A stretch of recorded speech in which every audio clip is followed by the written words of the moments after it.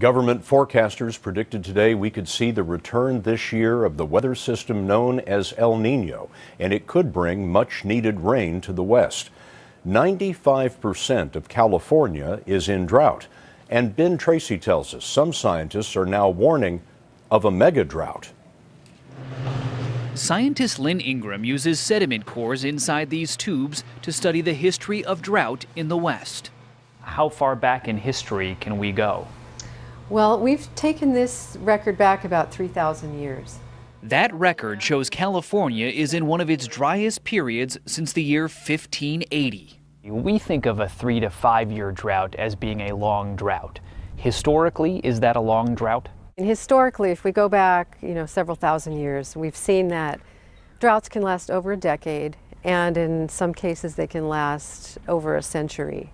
The evidence of these so-called mega-droughts is found in San Francisco Bay.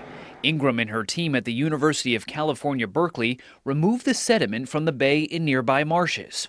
So when we go through periods of drought, what do you notice in the sample? What you notice is that the vegetation shifts to more salt-tolerant type vegetation.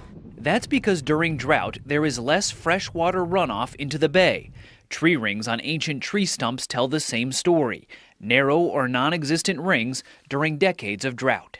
These patterns tend to repeat themselves. I mean, we can expect that this will happen again. Scientists say their research shows the 20th century was actually one of the wettest centuries in the past 1,300 years. During that time, we built massive dams and rerouted rivers. We used abundant water to build major cities and create a $45 billion agriculture industry in a place that used to be a desert. Even after several inches of rain last week, the drought continues. Ingram believes the state should be prepared for that eventual 100-year-long dry period. Ben Tracy, CBS News, Berkeley, California.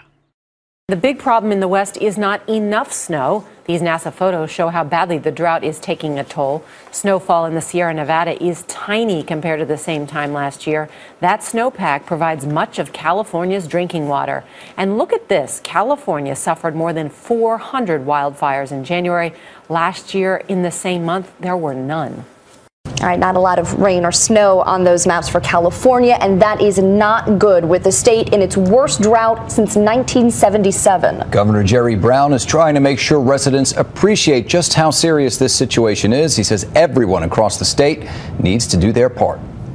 In a normal year, California's Folsom Lake looks like this. But this is what it looks like right now, at dangerously low levels. The Sierra Nevada mountains usually store much of California's drinking water in the form of snow. On the left, last year. On the right, this year, with just 12% of the usual snow. State health officials say 17 communities and water districts, mostly in rural areas, are now within 100 days of running dry. Digging new wells and hauling in water are two ways they will be helped. California Governor Jerry Brown is calling on residents to do whatever it takes to conserve. Don't flush more than you have to. Don't shower longer than you need to. And turn the water off when you're shaving or brushing your teeth. Brown declared a drought emergency 2 weeks ago. He's asking Californians to voluntarily use 20% less water, but that could change. Every day this drought goes on, we're going to have to tighten the screws on what people are doing. The San Francisco Bay Area has seen less than 10% of the rainfall it ordinarily sees by this point in its rainy season. Forecasters say rain would have to fall heavily every day through May to bring conditions back to normal. And we are continuing to track a major wildfire this morning in Glendora, California. It is one of several fires across the state this month. But January is supposed to be the rainy season. The dangerous conditions come from a drought that began more than a decade ago. Forecasters say 2013 was California's driest year on record. CBS's morning contributor Michio Kaku is a physics professor at the City College of New York. Professor, good morning. Morning. So what's causing this drought? This is the drought from hell. You have to go back to 1849 to find anything as bad as this, the drought of the century. Yeah. Now, what's behind it? Think of an 800-pound gorilla sitting on the American West. It's a high-pressure area, as rain clouds come in, they're deflected into Alaska, Canada, and the Midwest. And that's what's happening. Yeah, I mean, we're laughing because you said it was the drought from hell, but for the people in California, it is living hell for them. I mean, this is a terrible drought for the whole state. That's right. Reservoirs are down to 30% of normal. We're witnessing a catastrophe in the making. The economies of the West could be a train wreck in slow motion. Yeah, it's not only the threat of fires, it also affects the livelihood of people who depend on fertile land. Exactly. We're talking about the potential of maybe water rationing in the future, water wars between consumers, ranchers, and farmers. We're talking about the fact that the migration could actually start to take place in some of these areas as people just throw in the towel and leave. So is it going to get better? Is this just a bad year? Well, there is a theory that it's driven by what is called the Pacific Decadal Oscillation, PDO for short. It has a cycle time of 20 to 30 years. The good news is it means it will end. Really? The bad news is we don't know when. Wow. All right, Professor. That's what makes physics exciting. Yes.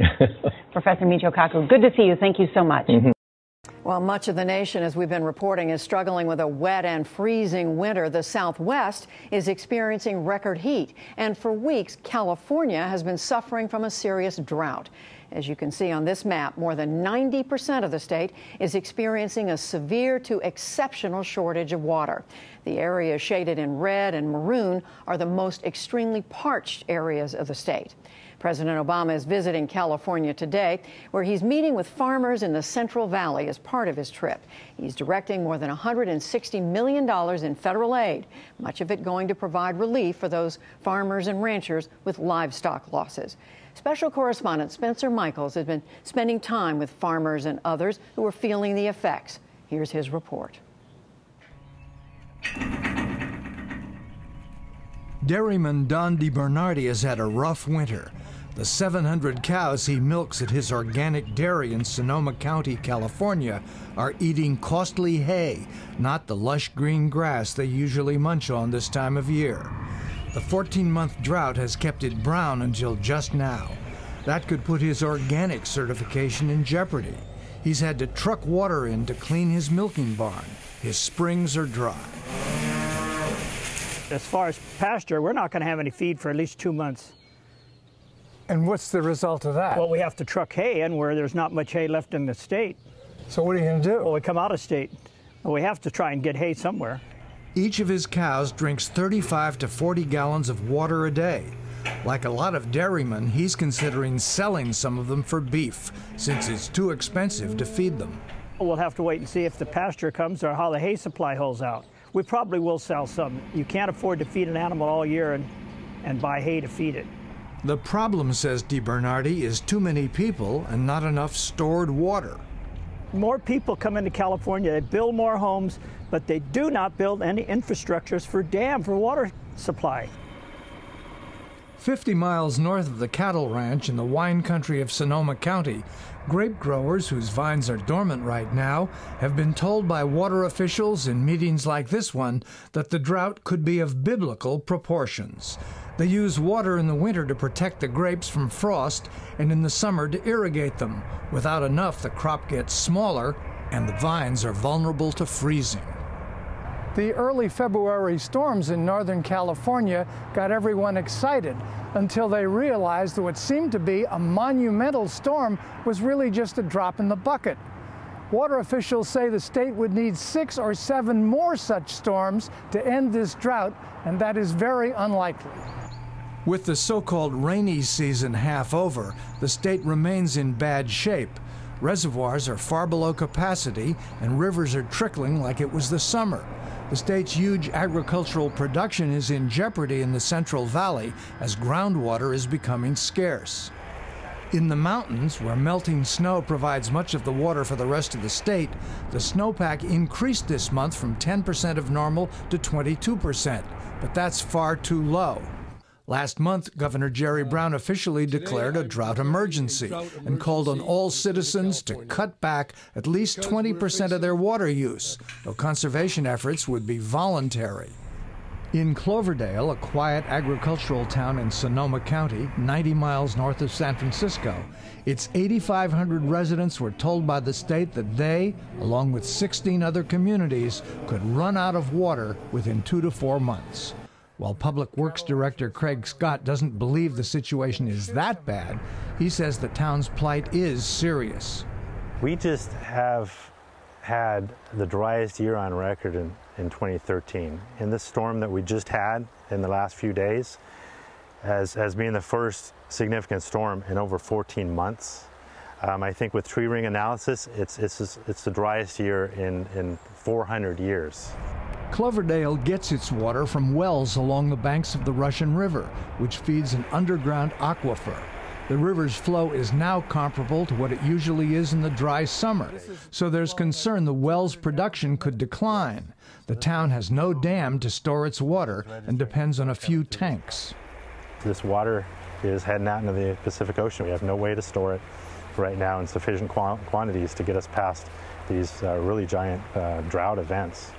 We have storage in the system, 4 days worth of storage. A reservoir of a magnitude to actually get us from season to season would be a huge expense. So Cloverdale isn't thinking big. Its Mayor Carol Russell and the City Council are taking smaller steps, declaring what they call a mandatory cutback of 25% in water usage, including a ban on lawn watering. Irrigation in a drought really is a privilege. It's not a right, unfortunately, for any of us. This luscious landscaping is designed to save water and have a garden that is essentially made up of things that don't require a whole lot of water to survive. If the guidelines don't work and the drought continues, the City Council is considering tougher measures, including higher rates and fines, called Stage 3.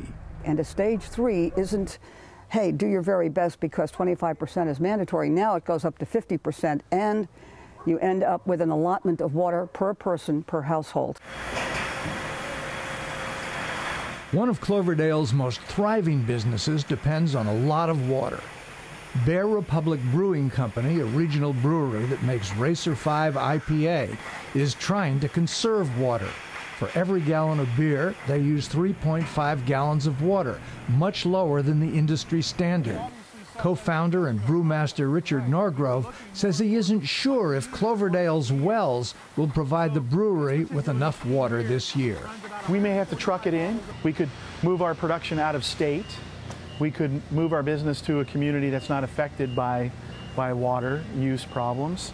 But those aren't really part of what the family plan is. You know, we're local and want to stay here. Instead, to ensure an adequate water supply, Bear Republic has entered into a private-public partnership with Cloverdale to bring more wells into production.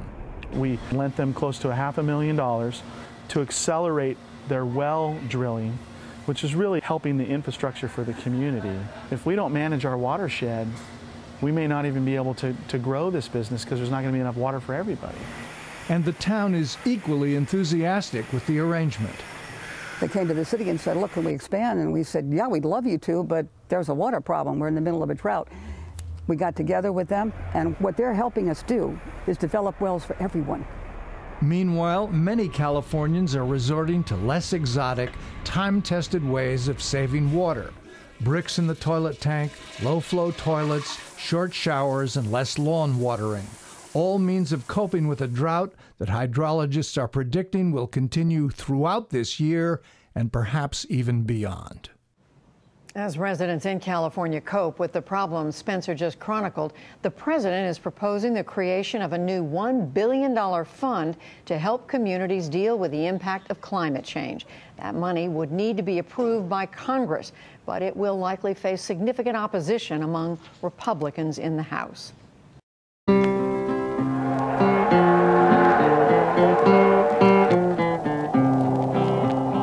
So long, it's been good to know you.